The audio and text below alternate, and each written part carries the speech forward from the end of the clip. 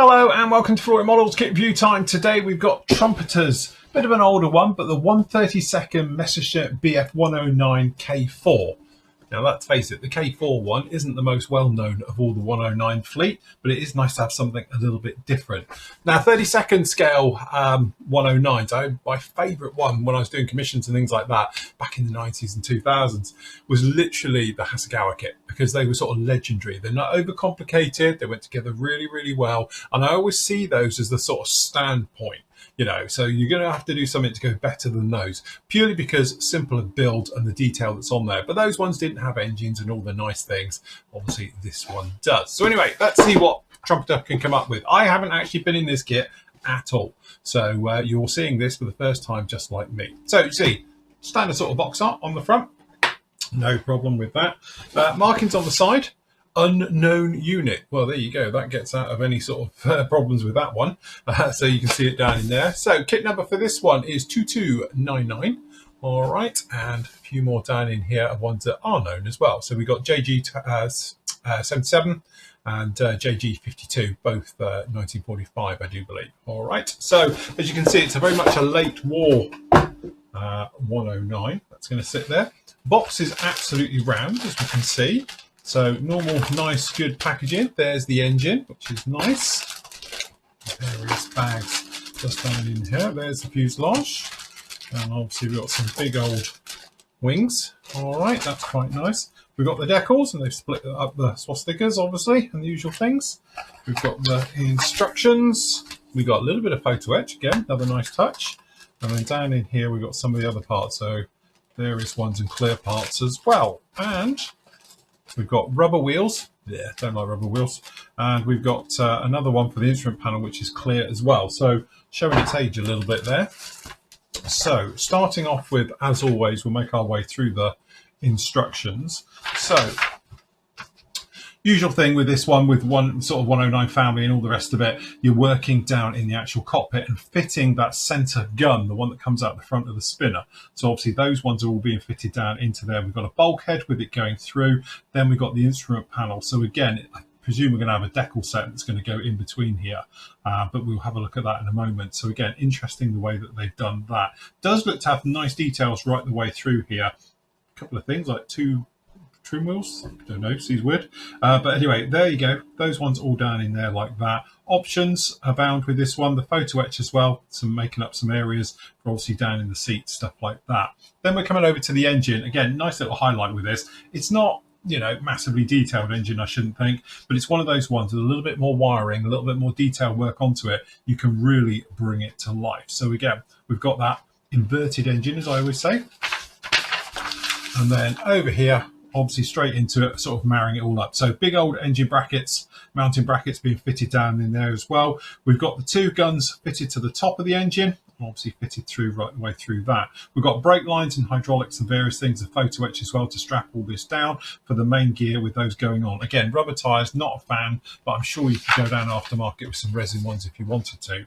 Then we're back to the cockpit area. We've got sidewall details being fitted in there, the usual bits and pieces as you might imagine down in there, just like that.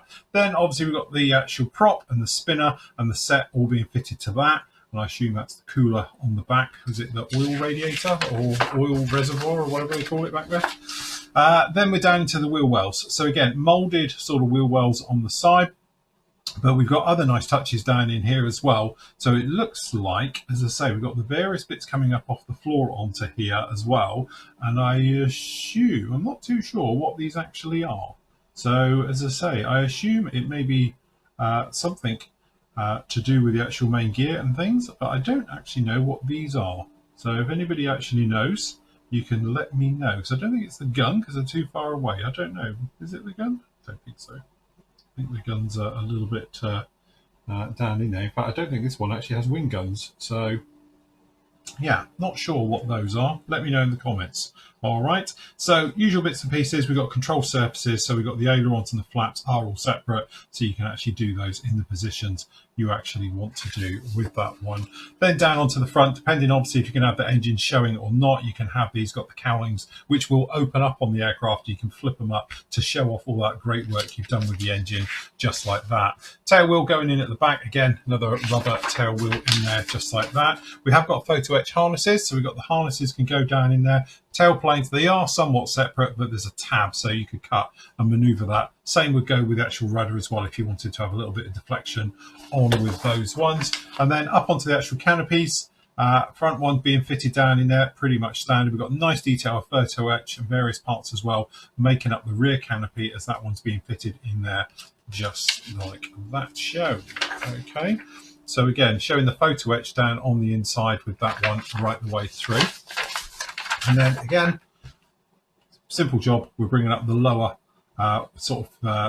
wing section onto the fuselage. You can see hoop aerial down there onto the back one.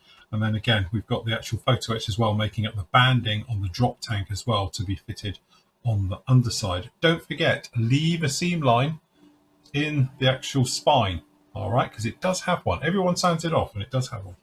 Anyway, more bits and pieces down in here. That's the extra bit that we actually saw as well. So we've got the actual wheel wells section being fitted off with the actual geared doors. Those ones being fitted down into there just like that. And then on the front, really nice touch as well, because you could drop this off the bottom. We've got the bottom sort of underguard for the engine as well, with the actual pan in there and the radiator, so you could have that as a showing fit as well. So again, it's one of these kits which has got plenty of life in it for doing different things. Usual bits and pieces, counterweights, aerials, various things being fitted onto the bottom, just like that. And then you've actually got the gun pack fitted underneath if you're going to have it on there. So I assume it's a little bit of an option on that one, and you can do it just like that. So I'm wondering then if that's the ammunition containers, those drums inside the wing, which actually feed the gun pack for the outside, for the cannons. Interesting. Have to do some homework on that one. So there we go. That shows that one there. Okay. Marking options. We've said before, really, really nice. Some nice colourful ones in here, to be honest with you. Some nice take on those ones. Good markings all the way through. Obviously, you can have a little bit of fun with your modelling and things down in there. And then again, onto this side for JGE52. And then again, some very, very nice options down in there. And again, being late war, we can imagine obviously a little bit more heavy weathering, not as well looked after, so forth and so on. So weathering can really come to life with that one. We've got then the decals. We don't get a mast set with this one, because I assume it's because it's an older kit. Obviously with the newer ones now, they tend to come with mast sets in them. So to be honest with you, not really a mass problem on this one. What do we do with that over there? Okay, so decals. Pretty much as we would imagine, standard. To be honest, they're a little bit shiny. Catch them in the light, you can probably see they're very, very glossy, but you've got minimal carrier film on these ones, and they're maybe a little bit thick. But the thing is, thickness sometimes isn't a bad thing, especially when you're dealing with whites and yellows, because obviously you don't want that translucent effect with it. All right, so that's actually very nice indeed. And then down in here, we've got the instrument panels we were saying, and some of the smaller parts as well. So obviously a broken up swastika for taking care of that one yourself. And then obviously all the various parts, depending obviously if you're doing it with the black or the red, all the way through. That's that instrument panel we were talking about as well. So again, you could laminate it behind the clear part and have it showing through that way. Or you could put it on over the top of it, depending which way you want to go. Or you can probably go down the aftermarket route. Okay, whilst we're on the small bits, we've got this load of photo etch. So again, really nice indeed. So you've got the various things for your harnesses. We've got the actual rudder pedals. That's the seat box. Obviously the parachute goes in, sits on top of the parachute, harnesses, things like that. And then over on here, this is behind the actual cockpit area. Makes up the box and all the rest of it. So very nice as well. So that's pretty darn good to have. These are going to be horrible. I'm not even going to get them out of the bag. I'm just not a fan of rubber tyres at all. I find them to be like these are too shiny, too cumbersome and everything else. A very nice resin set. And that way you can give it some flat weight on wheels type of effect, things like that. These have got a nasty centre seam running through them as well. All right. Clear parts for the instrument panel. I won't bother getting this one out because you can just see it just like that. Very much lights things in there. Whilst we're doing the small bits, we'll just pop in here and have a look at the clear parts. Just chuck down in here. Oh, they're nice. Really, really nice. That is so clear on the top. Look at that. Give it the old finger test. That's proper clear. Very, very nice. Good, clean, crisp, sharp. Nice sharp edges as well on the framework. So again, to be honest, masking that up is going to be a doddle because you can follow really easy. You've got quite a heavy bar running through it. It's nice and sharp as well. So you can just come in there and actually fit those out. So very, very nice with those bits as well. So where are we? Let's have a look at the cockpit. I'm sorry, the actual main fuselage first. Okay, so first up, really shiny plastic. I mean, very Hasegawa-esque, if I must say so. It is very, very Hasegawa-esque. That's something. I don't know if that's supposed to be there or not. I'm guessing probably not, but we'll look at that in a close-up in a moment. Generally, though, looking at it, you can see it's an older one, shall we say. Looks like we've got very faint sink marks in the sides of the cockpit walls, you can see. So what we've actually got is, you know, very nice panel lining. It's very sharp, it's very crisp and all the rest of it. Raised details and recessed, pretty much as we would expect down in there. All right, but it has got this detail coming through. You can see we've actually got little bits of sink marks on the outside, just catching them there. You can see that. My main worry is this line down in here. So I'm assuming that you're going to have to polish that out because it's actually a mold line running right through it. All right, so, and it's got it on this side as well, just showing its age a little bit there. But again, that's not a biggie because you could easily sand that out. Just literally sand it out and away you go. All right. On the inside as well, you've got framing on the inside. So if you did want to open up some panels, you could do as well. So if you want to take this panel out here, you'd have something through on the other side as well to look at. Generally quite nice. So down under here, this is that sort of underguard for the engine. We've got no ejector pins down in there as well that you need to take care of. So that's very nice as well. Yeah, pretty good. Okay, wing section.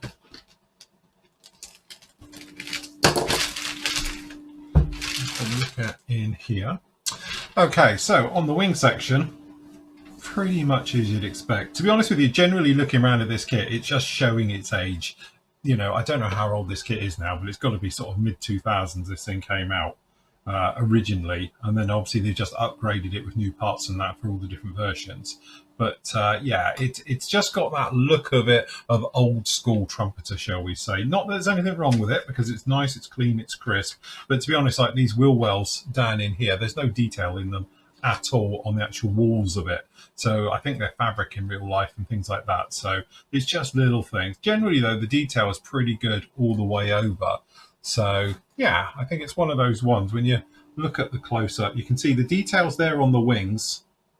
And it's probably all there. And I say underneath as well, you've got all the detail you could want right the way through, but you have got the odd little sink marks squeezing in here. You can see them just down in here over this area, and that's because of this. It's something so small. But it used to be that thing with early Trumpeter. They started off with being massive rivets, and then they got a little bit better. And then obviously just the little sink marks used to creep in. And again, you can see it quite clearly under here. That's what we've got. Are you going to notice it with some paint on? Probably not. But again, nice detail up on the upper wing well. Sorry, wheel well on the wing, even, as you can see. And then obviously you're going to be opening up these holes under here, which then allow you to put that extra panel in off the top. All right, so yeah, not too bad. Okay, so into the smaller parts now. We've got, here we are on sprue F. So we've got spinners, fuel tanks, the guns, various bits and pieces going down in here, as you might expect. Again, it's all good, clean, crisp. Considering its age, it's actually not too bad at all. All right, so again, we've got those areas. Very nice indeed. There's those gun packs. You can have those on, why wouldn't you? So very, very nice. Good, clean, crisp. Again, ejector pins are hidden down in here. They're on the legs, things like that out of the way, so that's not too much of a problem. Okay, so now we've got the engine parts just down in here. So we've got a little bit of protection.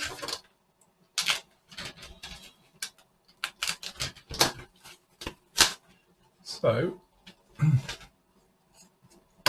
again, engine cowlings. Again, to be honest, I thought it may do, but we've got a seam again. It's a little bit gnarly, just running down over here. You can catch it in there. Again, it's not going to take a lot to get rid of it. It's just, yeah, it's actually really quite sharp. So it's not going to take too much to get rid of it, but it is down in there. So again, this one's a little bit more hidden, but it's got just going to need a little bit of cleanup just down in here as it comes across. They've tried to hide it because there's a panel line here, but to be honest, it's just too wide, so it needs a little bit of work. Props, again, not too bad at all. Engine mounts, the wheel centers, again, I would probably go down the aftermarket route, but they are what they are. If you did want to go down the rubber route, pretty good all the way through. Pretty much what we'd expect. Okay, cockpit floor. Various areas, as you can see just down in here. Doesn't look too bad at all. Got the exhausts, which are hollowed, which is a nice touch. So that's all right. Cockpit floor details. Again, considering its age, it's not too bad a kit at all. It's all right. It's got everything you need. As for accuracy, that's a different story. But again, on the blind side, we're okay. These will be okay because they're going to be hidden inside these, so you're not really going to see these ejector pins. But again, they're nice, easy ones if you did want to take them out. And again, bits and pieces off the engine look okay. All right. Speaking of the engine, we've got the actual main parts of the engines just here. So, okay, to start with, sorry, this is the cockpit sections. Got the bits and pieces in there. There's those guns. Very nice. It's okay. And then just down in here,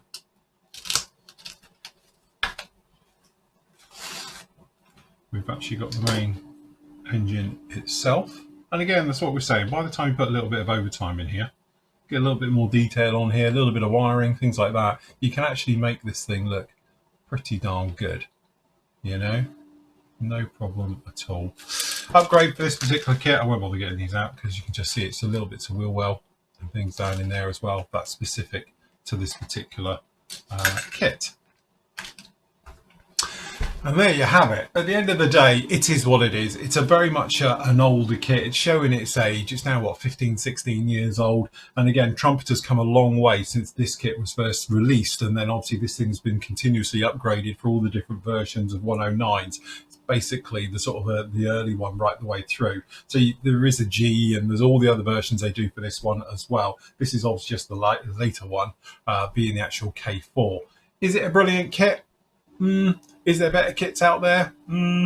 But at the end of the day, the strong thing for this is the price. I think we had this one up something for like 25 quid. It's not an expensive kit these days because of its age, but it still builds up to be something really, really nice. But again, it's one of those things. The purists out there probably rip this thing to bits, but if you just like your 109s, it's a great kit to have.